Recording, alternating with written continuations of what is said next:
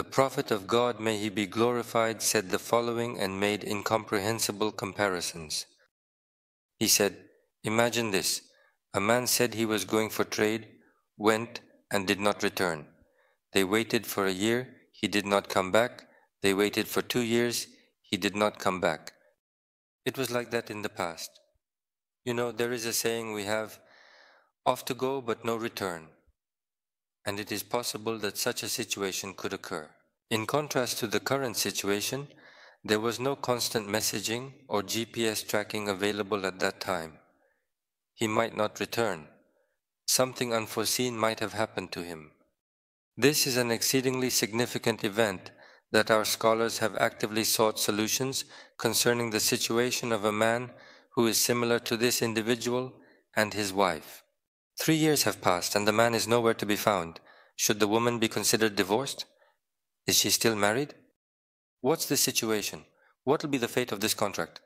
If we set a time here, like 3 years, and if the person doesn't come, will the contract end? If the man is deceased, will his wife be recognized as married for her entire life?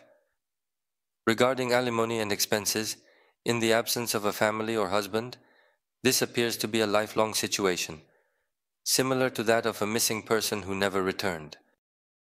Now, because they knew this, the Prophet Muhammad gives an example saying that a man had gone and not returned. Years had passed, the little children had grown up, becoming grown men. They had even gotten married and had children of their own. The woman who had lost her husband back then is now an elderly lady at home. One evening, there was a knock on the door. They opened the door, an elderly wise man. Let's assume the opener was his son, who had also grown into a big man. When he said, "At your service," she replied, "Who are you to call me uncle? What are you doing?"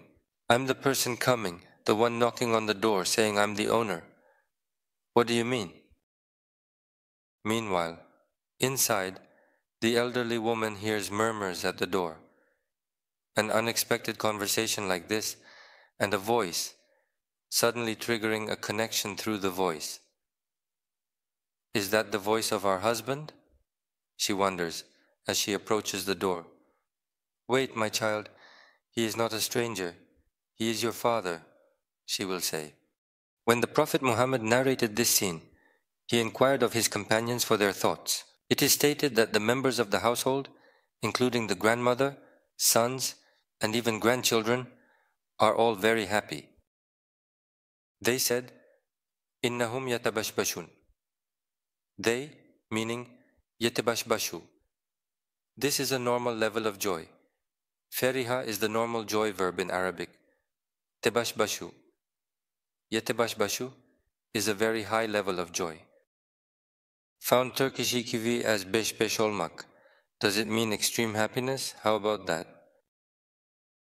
It's very similar to the words over there. May my teacher's ears ring. When I translate this hadith, I often say this and, okay, he said, look, don't be too happy, good. Maybe not being too happy could also be something like happiness besides joy. Happiness is joy indeed. Upon hearing this, the Prophet of God was just about to make them say this when he said, "Indeed, God rejoices more at His servants' repentance than when they become yetebeshbeshu, a term that conveys an overwhelming sense of joy and happiness." In other words, the servant has gone. For years he has always been distant from the Lord. Or how many times he has gone? How many times he has come? How many times he has gone? How many times he has come? In none of these examples, when the servant returns, the Lord does not open the door, does not welcome him, has already expelled him, does not want him. While he is at the door, wanting, begging, pleading, those who are uneasy with this do not desire it. We cannot think like this. In his narrations, the Prophet Muhammad, as well as God in his narrations, vividly describe the greatest evil, and it is our utmost duty to strive and take action to prevent its inevitable arrival.